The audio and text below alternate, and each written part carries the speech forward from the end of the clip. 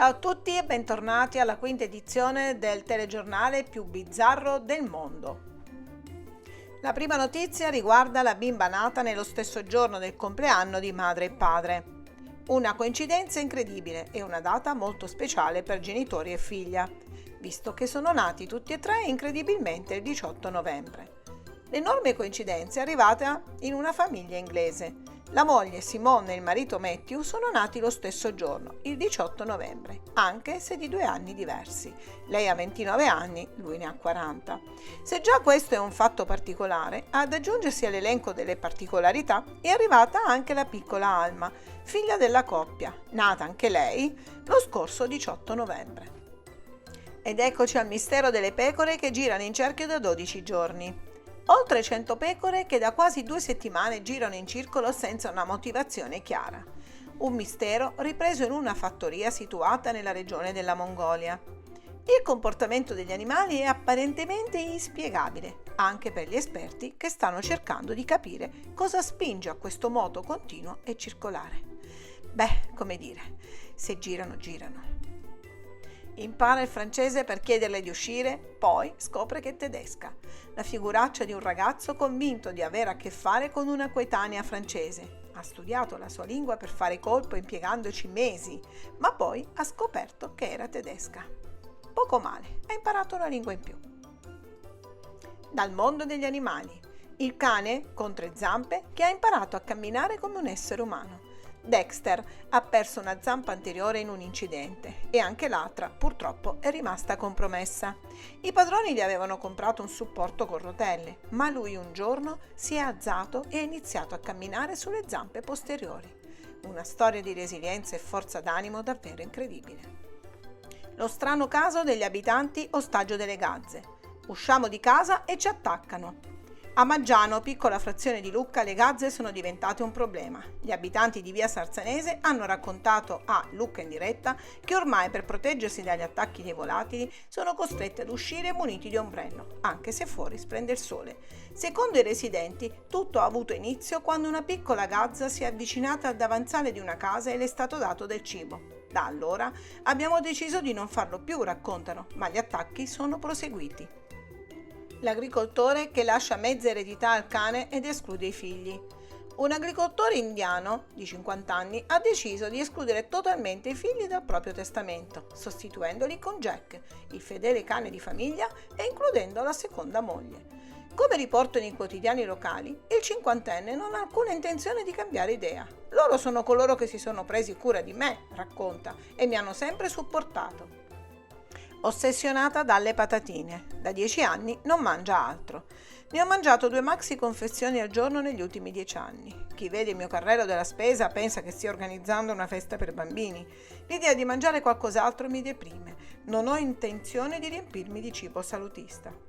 Prendo un tè a colazione, salto il pranzo e poi sono pronta per il mio primo grande sacchetto di patatine intorno alle 16 e il secondo intorno alle 20. Non ho mai una gran fame perché il mio corpo si è ormai abituato. Mi raccomando, non fatelo ragazzi, mangiate equilibrato con tanta verdura e frutta. Pescatore diventa milionario con il vomito di balena, come racconta il Daily Star. Naris, un pescatore sessantenne, si trovava vicino a casa sua sulla spiaggia a Nakhon nel sud della Thailandia, quando ha iniziato a notare diverse macchie grigiastre di una sostanza gelatinosa. Seguite le tracce, trova una grande massa grigiastra con un profumo pungente. Si trattava di una massa di vomito di balena portata sulla spiaggia dalle correnti marine. La sostanza è rarissima ed è nota come ambra grigia. La proprietà più significativa dell'ambra grigia è quella di fissare gli odori, ragion per cui viene impiegata come ingrediente di base nell'industria dei profumi e ha un valore inestimabile.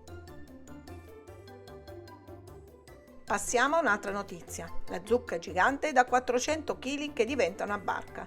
Un agricoltore del Tennessee per l'occasione è riuscito a coltivare una zucca enorme dal peso di oltre 400 kg. Un risultato troppo soddisfacente per tramutare l'ottaggio gigante in una lanterna di Halloween. Così ha pensato di farne un utilizzo ben diverso, trasformandola in un'imbarcazione con cui è riuscito ad attraversare un torrente. Passiamo ora ad un'altra notizia bizzarra.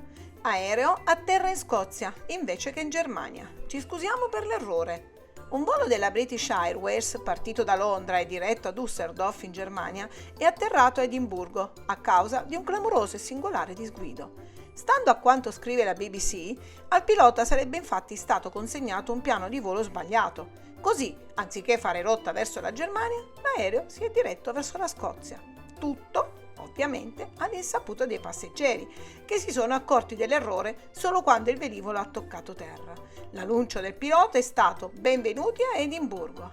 Questo ha lasciato sconcertati i viaggiatori, che non si aspettavano affatto di arrivare in Scozia. Stetoscopio, camice bianco e 10.000 Barbie. È l'incredibile collezione messa insieme negli anni da un urologo napoletano. Per il medico la bambola più famosa al mondo è una splendida fonte di ispirazione per le donne, afferma Antonio Russo, candidato a diventare il più grande collezionista al mondo della diva di plastica, che ha già festeggiato 60 anni dal suo lancio. Un piccolo tesoro i cui 300 pezzi, più rari ovviamente, sono quotati 73.000 euro.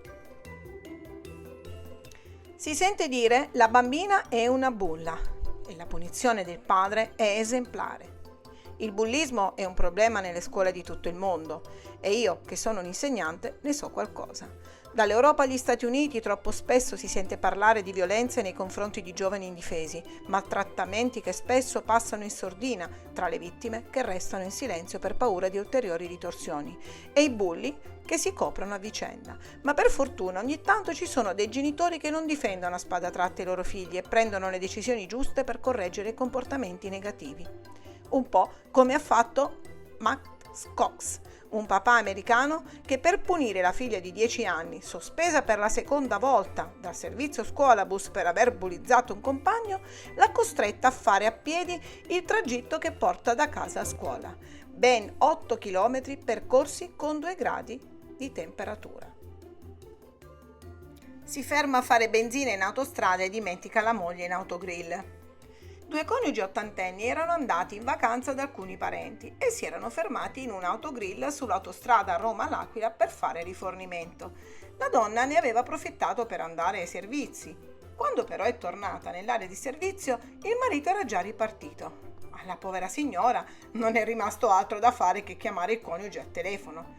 La cosa singolare è che quando l'uomo le ha risposto, la prima cosa che le ha detto è stata "Ma dove stai?". La moglie, spazientita, ne ha detto che era rimasta dove lui l'aveva lasciata e solo in quel momento l'anziano ha realizzato quanto accaduto.